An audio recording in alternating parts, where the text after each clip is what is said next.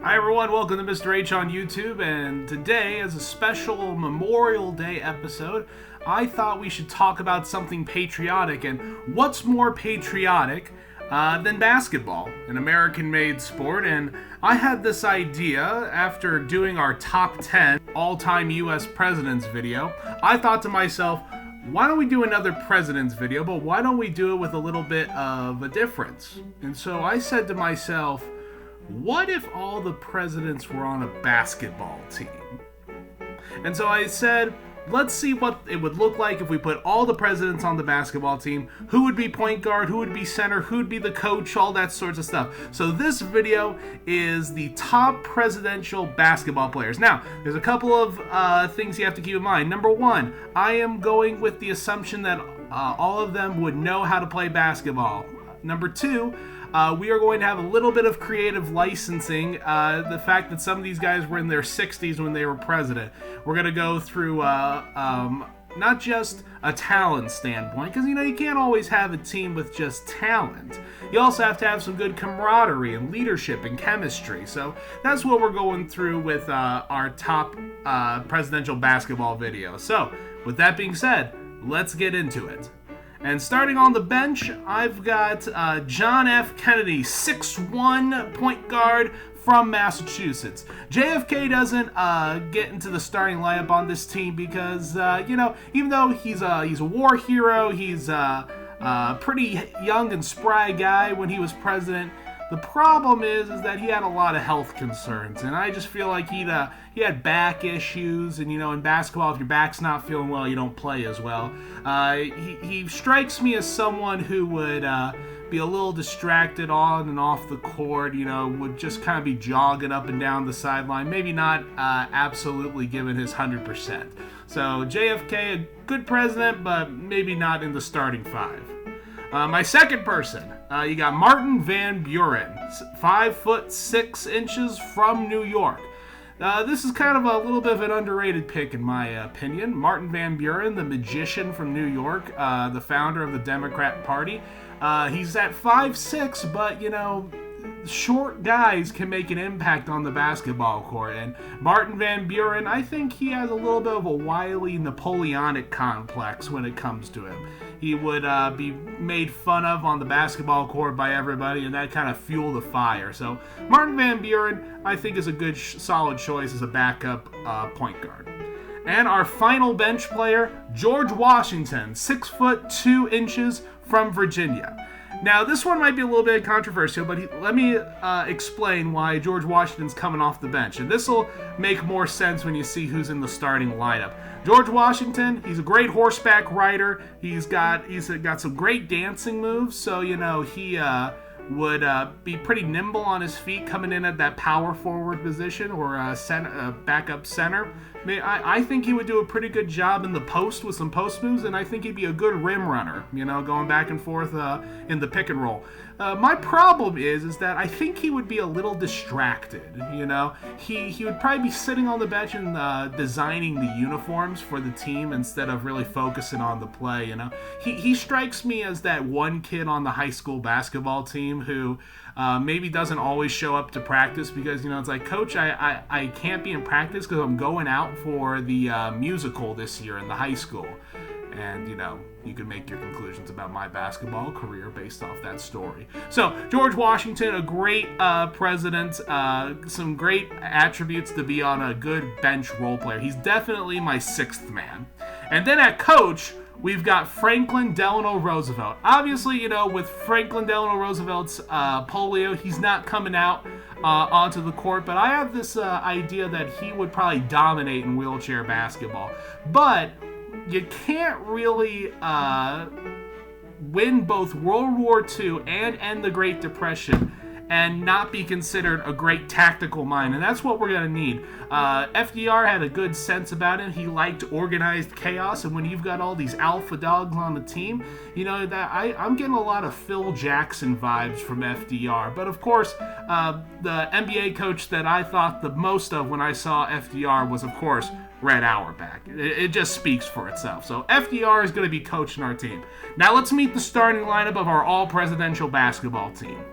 At center, 6'4" from Illinois, Abraham Lincoln. This one's maybe kind of a no-brainer when it comes to presidential basketball teams. Abe Lincoln, a spry, quick center coming out of Illinois. He's got those long, lanky arms. He knows how to box. So, if we get into a couple of scruffs in the game, he's going to be able to protect his teammates. I think he has an underrated post defense. My one flaw for him is that I don't think he's going to get up and down the court. He's got a lot of Joel Embiid vibes for me. So, we got George Washington in the back ready to come in and give Lincoln a little bit of a rest. So, Abe Lincoln, my starting center for my basketball team. Let's meet the point guard. At point guard, 5'11" from Texas, President George W. Bush. Now, before you start commenting or start saying, what are you talking about? George W. Bush is actually sneaky athletic, all right? So George W. Bush not only played baseball, not only was an owner of a baseball team, he also, while he was president in his 50s, ran a 7-minute mile in the marathon. So this guy knows how to get up and down a court. All right. And it's not just the athleticism. He'd be a perfect point guard because he's got that fun personality of, I'm in charge, but at the same time, you guys can take over, Yeah, the other guys on the starting lineup probably are going to like George a lot. He's going to share the rock. He's not going to be too selfish. Aw, shucks, I'm just going to take some of the credit, but not all the credit. I think we got a good team chemistry between him and Abe Lincoln. Abe Lincoln making the jokes. George Bush is always going to laugh at Lincoln's jokes. It's going to have some good vibes on the team. And also with Lincoln and George W. Bush, we can definitely get that Utah Jazz, Karl Malone and John Stockton pick and roll vibes. All right. Let's meet the shooting guard. Our shooting guard, 6'1" from Illinois, President Barack Obama. It's kind of hard to make a presidential basketball team without adding the only guy on the team who actually played basketball consistently. Although President Obama is more of a golfer during his presidency, his basketball games were famous for getting members of his administration and Secret Service to come in and play basketball. President Obama has that nice clear jumper that we need, can get a little floor spacing, get that Ray Allen aspect of it as we're pounding the rock inside to Abe Lincoln. Abe Lincoln can survey the defense and kick it out to Barack as he hits it. And I think we got a good floor spreader right there with President Obama. Let's meet the power forward. At power forward, from 6 foot 0 inches from Tennessee, we have Andrew Jackson. Now, Andrew Jackson was in his 60s and walked with a cane when he was president, but I'm not really putting him on the starting lineup for his physical attributes. But you need that mean guy on the team. Just like in a boy band, you have the tough bad one. Andrew Jackson's the bad boy of all these. Think Dennis Rodman or Frank Lambeer for this one. Andrew Jackson is definitely the first one. Anytime like George or Barack gets a hard foul in the lane, Andrew Jackson's coming up there and getting ready to get in a little tussle with the other team, okay? He's our Rodman. He's going to go and grab those rebounds. This guy can take a lot of punches. He had 2 bullets in his body while he was president. So this guy knows how to play through pain. So Andrew Jackson at power forward, no brainer. And finally, our starting small forward, 5'10" from New York, President Theodore Roosevelt. Teddy is maybe an underrated or outsider's choice of being on the basketball team. He's got some things going against him. He's got asthma. He's more of a bookworm. He was more into tennis when it came to being president. But Teddy has that Charles Barkley idea for me. I think we could play some really good post-to-post moves with Teddy and Abe. Teddy Roosevelt, he is just one of those tenacious guys who's going to hunt for rebounds. He's going to go in. He's going to get mixed up and physical with the other guys. He may be undersized, but he was one of those guys that he filled a room when he walked in. So Teddy Roosevelt, couldn't ask for a better small forward. And then when he gets tired, we put him on the bench and give him a few minutes, all right? So, I hope you guys enjoyed this kind of unusual way of thinking about our presidents.